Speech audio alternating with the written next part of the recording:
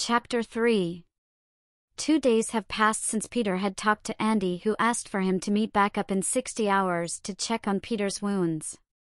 Peter carefully descended down the mountains, but stopped before reaching the ground. He saw two of the Queen Spirit's guards walking by. He waited a few minutes after the guards left, before climbing down. "Kid, are you here?" Peter asked, looking around. He then heard something in the trees. When he looked, Andy jumped down from the tree, stumbling a bit from impact. "Smart hiding, kid." "Not even I knew where you were," Peter complimented.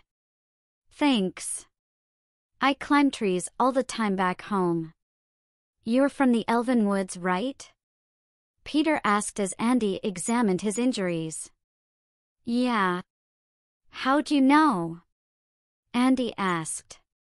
"Well, you're an elf, and elves commonly live there."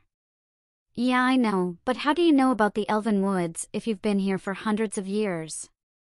Andy questioned Peter. "Kid, I may be almost 1,000, but those woods were around since before my time," Peter informed. "You're almost 1,000 and you are younger than the woods? You sound surprised." "I am," Andy said. "I never knew that, and I read lots of books about our land and dragons, though the dragon books don't feel truthful to me." "Of course they wouldn't to you." "They may be." Peter stopped and listened around. "What?" "Kid, follow me." Peter led Andy up some of the steep mountains. When they got up a bit, some guards came by. "Come on, kid. My cave is safe than out in the open," Peter said as he led Andy up to his cave. When Andy entered the cave, he was shocked. "How does one live and make a home in a place so bare?" Andy asked. "This is made to be punishment, not a blessing, kid." As Peter walked around and then eventually sat, Andy noticed something off. "Hey Peter, shouldn't dragons have horns? And if so, why doesn't one of your age have them?" Andy asked curiously as he resumed treating Peter's wounds. Peter was silent for a while. Andy noticed. "Sorry if I offended you." Peter spoke up. "No, you didn't, kid, but to answer your first question, yes, dragons have horns." "Then why don't you?" "I don't have any." Andy looked at him. "Peter, why are you lying?" "I forgot you can find lies." "Do you not want to talk about it?" "As of now, but I promise to tell you eventually, kid," Peter vowed. "Okay," Andy said as he finished checking on Peter's wounds. "I had to clean your injuries again, but they are healing at least." "So meet you back in 60 hours again?" "Yep." Andy thought for a moment. "Am I the only company you've ever had, Peter?" Peter looked at Andy. "No, you're not the only one. A young fairy used to come to visit me, but when it started to get too dangerous for her to get here, I told her not to come back for her own safety." "Oh. It must have been hard to say that, but you had good intentions." "She's just a kid, and I don't want her to get hurt." "Yeah, I mean I would do the same with my friends." Andy then thought of something. "You said she was a fairy, right?" "Yes." Andy walked to the cave entrance, which faced north, and looked slightly to the east. "I thought so." "What are you talking about, kid? I can see Fairy Cove from here. Fairies mostly live there." "Why are you telling me this, kid?"